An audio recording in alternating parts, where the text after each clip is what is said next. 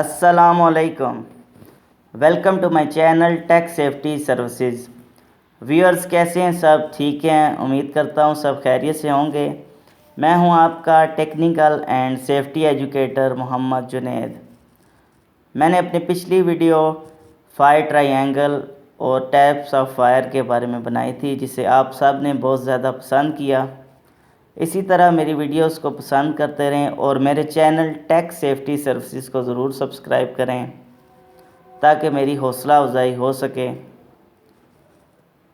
तो व्यूअर्स, आज की मेरी video fire prevention and protection के बारे में है।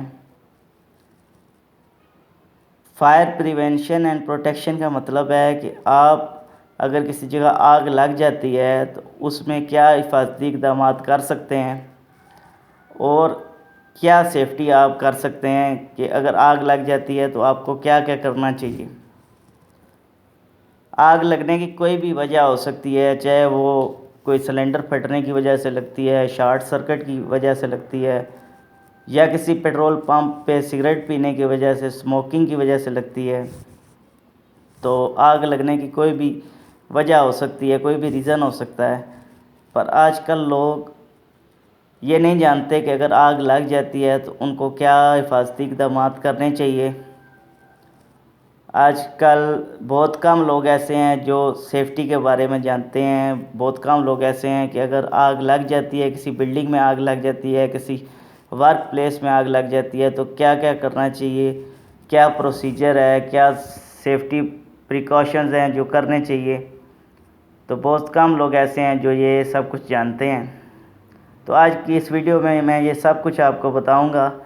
तो मेरी आपसे रिक्वेस्ट है कि आप इस वीडियो को टिल एंड तक देखें ताकि अगर किसी जगह आग लग जाती है तो आप उसको बेहतर तरीके से हैंडल कर सकें और किसी बड़े ख़तरे से बच सकें। तो इसी के साथ ही व्यूअर्स, मैं अपनी आज की इस वीडियो का आगाज़ करता हूं।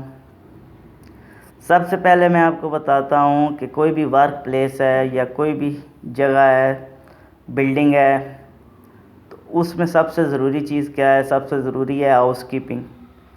अगर आप उसमें बिल्डिंग के अंदर या काम वाली जगह में साफ़ सुथराई का ख्याल रखते हैं, हर चीज़ को अपनी एक जगह पे रखते हैं,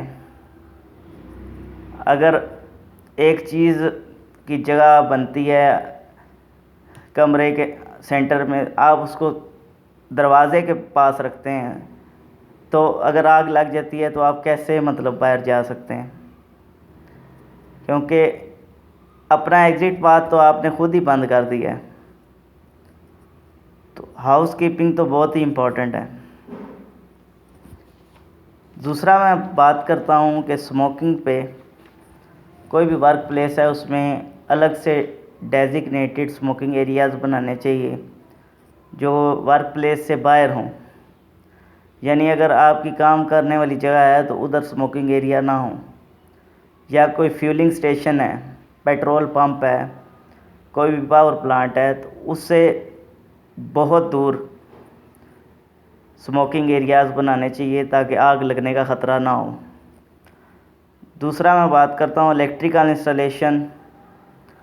तो इलेक्ट्रिकल इंस्टॉलेशन वो बंदा करे जो कम्पिटेंट पर्सन हो, यानी कि ऐसा इलेक्ट्रीशियन इलेक्ट्रिकल इंस्टॉलेशंस करे जो मुकम्मल काम जानता हो और उसका मुकम्मल सेफ्टी का पता हो, वो सेफ़ तरीके से काम करना जानता हो, तो वो बंदा काम करे। तीसरा मैं बात करता हूँ ऑल इलेक्ट्रिकल इक्विपमेंट की। तो वो ऑल इलेक्ट्रिकल इक्विपमेंट आइसोलेटेड होने चाहिए, यानी अलग होने चाहिए। कोई भी इक्विपमेंट एक दूसरे के करीब नहीं होना चाहिए, इससे भी आग लगने का ख़तरा होता है। तमाम इलेक्ट्रिकल वायरिंग, तमाम फ्लेक्सिबल लोड प्लग्स हमेशा अच्छी हालत में होने चाहिए। केबल के जॉइंट लगाने से आपको गुरेज करना चाहिए। अगर आपको बहुत ही ज़रूरी है तो आप केबल जॉइंट लगाने की बजाय आप केबल कनेक्टर की मदद से आप केबल को आप एक लोड से दूसरे लोड में, एक पॉइंट से दूसरे पॉइंट में आप कनेक्ट कर सकते हैं। तो केबल ज्वाइंटिंग से आप गुरेज करें, क्योंकि ज्वाइंटिंग की वजह से बाज़ टाइम शॉर्ट सर्किट हो जाता है और शॉर्ट सर्किट की वजह से पूरी बिल्डिंग में आग लग जाती है। इलेक्ट्रिसिटी से जो आग लगती है वो सबसे ज़्यादा ख़तरनाक होती है। इसीलिए केबल ज्वाइंटिंग वगैरह से आप गुरेज करें, मल्टी सॉकेट वगैरह से आप गुरेज करें। अगर आप वर्क प्लेस में काम कर रहे हैं तो मल्टी सॉकेट वगैरह यूज़ मत करें, क्योंकि ज़्यादा लोड होगा। मल्टी सॉकेट में आप 4 से 5 लोड लगा सकते हैं। तो आप अगर उसमें मल्टी सॉकेट यूज़ करेंगे, ज़्यादा लोड डालेंगे, 4-5 चीज़ें अगर आप फ़र्ज़ करो 2000 वाट की 3000 वाट की यूज़ करते हैं, लोड पड़ेगा तो फिर केबल हीट अप हो जाएगी, जिससे आग लगने का ख़तरा है। इसलिए मल्टी सॉकेट मत यूज़ करें। फायर एक्सटिंग्विशर जो सा है वो हर जगह उसका एक स्टेशन होना चाहिए और उसको प्रॉपरली इंस्पेक्ट करना चाहिए, चाहे डेली बेस पे, चाहे वीकली बेस पे, चाहे मंथली बेस पे। फायर एक्सटिंग्विशर जो हैं, आग बुझाने के लिए जो फायर सिलेंडर होते हैं, उनको प्रॉपर इंस्पेक्शन के बाद ही साइड में लेके जाना चाहिए, उसको पास करना चाहिए और उसका जगह जगह स्टेशन बनाने चाहिए जिसमें फ़ायर एक्सटिंग्विशर मौजूद हों।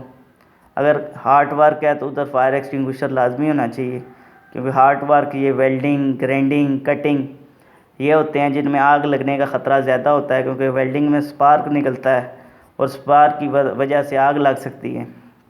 इसीलिए वेल्डिंग करते हुए फायर ब्लैंकेट का इस्तेमाल करें, फायर एक्सटिंग्विशर रखें। तो आप जितनी एहतियात करेंगे उतना आप ख़तरे से बच सकते हैं, क्योंकि आग ऐसा ख़तरा है जो तेज़ी से फैलती है। इसीलिए अगर आप सेफ्टी प्रिकॉशंस को फॉलो करेंगे तो आप किसी भी जगह आग लगने की सूरत हाल से बच सकते हैं। तो दूसरा मैं बात करूंगा कि अगर किसी जगह आग लग जाती है तो कौन कौन से एक्शंस हैं जो लेने चाहिए। सबसे पहली बात यह है कि अगर किसी जगह आग लग जाती है तो सबसे पहले जो नज़दीकी फायर अलार्म का पॉइंट है, call point, fire alarm call point, आप उसको ऑन करें ताकि फ़ायर अलार्म बज सके। अगर वो मैनुअल है तो उसको आपको खुद ऑन करना पड़ेगा। अगर ऑटोमेटिक है तो वो आग लगने की सूरत में उसमें सेंसर होते हैं, वो खुद ब खुद ही ऑन हो जाएगा और पूरी बिल्डिंग में फ़ायर अलार्म सुनाना शुरू हो जाएगा। पूरी बिल्डिंग में अलार्म की आवाज़ गूंजना शुरू हो जाएगी। दूसरा, आप उसी वक्त अपने सुपीरियर को, अपने सुपरवाइज़र को, अपने इंजीनियर को इन्फॉर्म करें कि आग लग गई है और उसी वक्त आप बिल्डिंग को छोड़ दें और असेंबली पॉइंट की तरफ चले जाएं। असेंबली पॉइंट होता है हर बिल्डिंग में एक ऐसा पॉइंट बनाया जाता है जिधर अगर कोई इमरजेंसी सूरत हाल है तो सब आदमी उधर इकट्ठे हो सकते हैं। तो सब आप असेंबली पॉइंट में चले जाएं और सुपरवाइज़र का काम यह है कि असेंबली पॉइंट में जो आते हैं फिर उनके अटेंडेंस लगाएं ताकि पता चल सके कि कितने बंदे बिल्डिंग से बाहर आ गए हैं और कितने बिल्डिंग के अंदर मौजूद हैं, ताकि उनको इजीली रेस्क्यू किया जा सके। तो अगर आप आग बुझाना जानते हैं, फायर एक्सटिंग्विशर का इस्तेमाल आप जानते हैं, आग अगर थोड़ी है आप आग पे ख़ुद कंट्रोल कर सकते हैं, तो आप फायर एक्सटिंग्विशर का इस्तेमाल करें। अगर आप फुल प्रॉपरली ट्रेंड नहीं हैं, फायर फाइटिंग का आपका कोई एक्सपीरियंस नहीं है, तो आप उसको आग को बुझाने की कोशिश मत करें और असेंबली पॉइंट पे पहुंच जाएं। कोई भी सामान है आपका उसको आप छोड़ दें, ठीक है, उसको आप साथ में लेके जाने की कोशिश मत करें, क्योंकि ये विदिन सेकंड्स आग पूरी बिल्डिंग में फैल जाती है। इसलिए अपने सामान को बचाने की कोशिश मत करें, बल्कि ख़ुद की जान बचाने की कोशिश करें। जितना जल्दी हो सके बिल्डिंग से बाहर निकल जाएं और असेंबली पॉइंट में जाके इकट्ठे हो जाएं। उसके बाद मैं बात करता हूं कि अगर आग लग जाती है तो कोशिश करें कि मैन ब्रेकर्स, अगर आपके पास करीब ही डीबी है, डिस्ट्रीब्यूशन बोर्ड है, तो मैन ब्रेकर को आप ऑफ़ कर दें, ताकि वो आग अगर इलेक्ट्रिसिटी को लग जाती है तो वो मज़ीद तेज़ी से फैल सकती है। जिस एरिया में आग लगी है उस एरिया में आप खिड़कियां दरवाज़े बंद कर दें, ताकि वो आग तेज़ी से फैले ना, उसको हवा, उसको ऑक्सीजन ना मिल सके।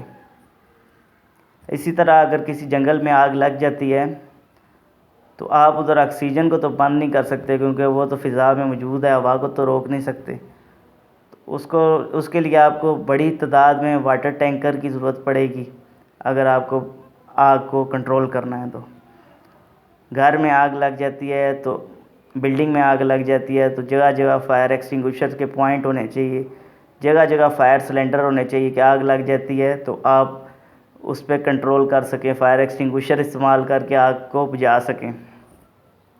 अब मैं बात करता हूँ कि कौन सा फायर एक्सटिंग्विशर कौन सी आग के लिए इस्तेमाल किया जाता है। पिछली वीडियो में मैंने आपको आग की किस्में बताई।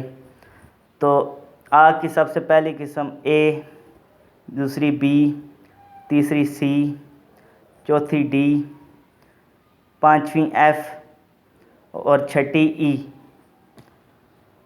तो व्यूअर्स, सबसे पहले मैं बात करता हूँ फायर एक्सटिंग्विशर्स की कि कौन कौन से फायर एक्सटिंग्विशर्स होते हैं और कौन कौन सी आग के लिए इस्तेमाल किए जाते हैं। तो सबसे पहले नंबर 1 है वाटर फायर एक्सटिंग्विशर, नंबर 2 है फोम फायर एक्सटिंग्विशर, नंबर 3 है ड्राई केमिकल पाउडर, नंबर 4 है M28, नंबर 5 है CO2 एंड नंबर 6 है वेट केमिकल फायर एक्सटिंग्विशर। तो सबसे पहले मैं बात करता हूँ वाटर फायर एक्सटिंग्विशर की।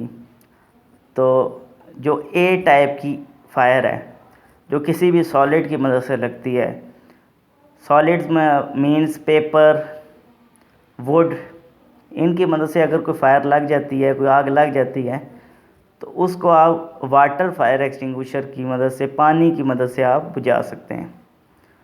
दूसरा है फोम फायर एक्सटिंग्विशर। तो अगर कोई आग ए टाइप की है, उसको आप फोम फायर एक्सटिंग्विशर से बुझा सकते हैं। अगर बी टाइप की है, लिक्विड है, लिक्विड की मदद से फायर लग जाती है। बी टाइप में मुख्तलिफ लिक्विड्स आते हैं, अगर उनकी मदद से फायर लग जाती है तो आप फोम फायर एक्सटिंग्विशर से बुझा सकते हैं। यानी फोम फायर एक्सटिंग्विशर से आप ए टाइप और बी टाइप दोनों किस्म की आग को बुझा सकते हैं। तीसरा है ड्राई केमिकल पाउडर, ए, बी और सी, और इसके अलावा इलेक्ट्रिक फायर, इससे आप ड्राई केमिकल पाउडर की मदद से बुझा सकते हैं। ए कौन सी आग थी? सॉलिड, और बी लिक्विड, और सी गैसेस, और ई इलेक्ट्रिक फायर। ये 4 किस्म की अगर फायर है तो आप dry chemical powder fire extinguisher से बुझा सकते हैं। उसके बाद बात करता हूँ M28 फायर एक्सटिंग्विशर की। तो अगर इलेक्ट्रिक फायर लगती है तो उस पे आप इसको M28 को कभी मत यूज़ करें। M28 fire extinguisher special metal fire के लिए बनाया जाता है, यानी डी टाइप फायर हो तो उसके लिए M28 फायर एक्सटिंग्विशर को इस्तेमाल किया जाता है। CO2 जो फायर एक्सटिंग्विशर है वो लिक्विड फायर यानी कि बी टाइप फायर उसके लिए, और इलेक्ट्रिक फायर स्पेशली इसको CO2 फायर एक्सटिंग्विशर को इलेक्ट्रिक फायर को बुझाने के लिए इस्तेमाल किया जाता है। अगर किसी जगह शॉर्ट सर्किट हो जाता है या ओवरलोड हो जाता है, कोई भी इलेक्ट्रिसिटी की वजह से आग लग जाती है, तो उसको बुझाने के लिए CO2 फायर एक्सटिंग्विशर यूज़ किया जाता है। उसके बाद आखिर में बात करता हूँ वेट केमिकल फायर एक्सटिंग्विशर। ये ए टाइप और एफ टाइप फायर को बुझाने के लिए इस्तेमाल होता है। ए टाइप फायर कौन सी होती है? जो सॉलिड्स की मदद से लगती है। और एफ टाइप फायर कौन सी होती है?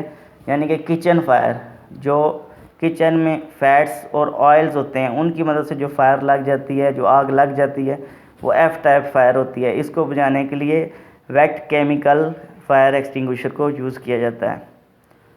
तो व्यूअर्स, ये थी फायर और फायर सेफ्टी, यानी मैंने आपको फायर प्रिवेंशन भी बता दिया और प्रोटेक्शन भी बता दिया कि आग किन किन वजूहात की बिना पे लग सकती है और उसमें आपको क्या क्या हिफाजती इक़दाम करने चाहिए और कौन सा फायर एक्सटिंग्विशर कौन सी फायर के लिए आपको यूज़ करना चाहिए। तो व्यूअर्स, इसी के साथ ही मैं अपनी आज की इस वीडियो का अख्ताम करता हूँ। अगर वीडियो आपको पसंद आया तो लाइक ज़रूर कीजिएगा, और मेरे चैनल टेक सेफ्टी सर्विसेज को अगर आपने अभी तक सब्सक्राइब नहीं किया तो मेरे चैनल टेक सेफ्टी सर्विसेज को सब्सक्राइब कर लें, और साथ में दिए हुए बेल आइकन को ज़रूर दबा दें ताकि मेरी आने वाली वीडियोस का नोटिफिकेशन आपको सबसे पहले मिल सके। अल्लाह हाफिज़।